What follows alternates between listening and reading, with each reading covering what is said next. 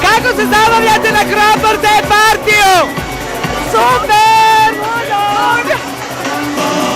Super je! Bez veze. Kako? Bez veze.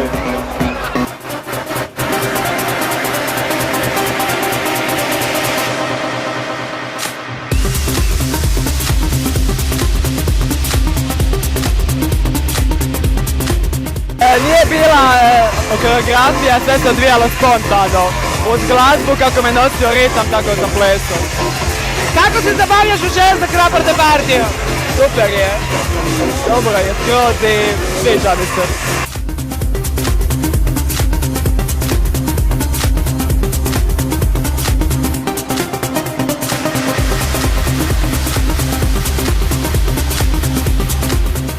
Genijalno, završen partij uvijek genijalan kao i uvijek, jedno čekamo da idemo još dalje.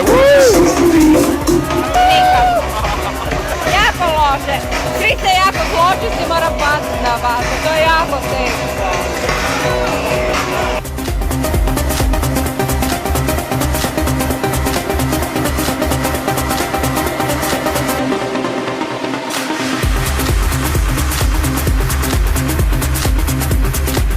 Nije nikakva koreografija, improvizacija. Nisu potrebno. To je nešto iz tebe.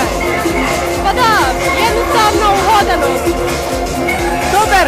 Kako se zabavljaš na Craft Day partiju?